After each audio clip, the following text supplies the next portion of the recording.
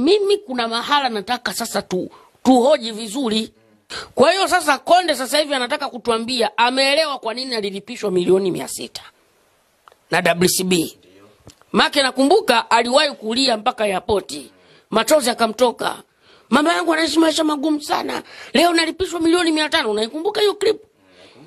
Leo nalipishwa milioni 500. Mama yangu anaishi bro, mimi nakwambia mama yangu anaishi maisha magumu sana huko. Mimi mtoto wa kimaskini bro.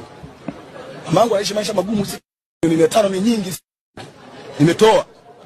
Mwanzio umemlipisha 1 billion.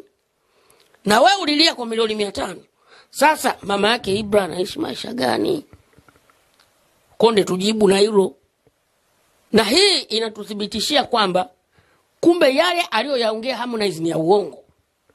Akiwa anatoka Marekani, ameshuka pale airport, anazungumza kwa machozi na simanzi nzito sana. Aliyoyazungumza ni ya uongo. Kama ndio anajua hii ni biashara, alishindwaje kujua kwamba kile alichokuwa anakifanya Diamond na WCB kumlipisha yeye milioni 600 ni biashara? Salisaini mkataba. Kwa nini muda ule alishindwa kutambua kwamba hii ni biashara ya WCB au Diamond pamoja na yeye? Kwa nini anakuja kugundua kwa Ibra ni biashara?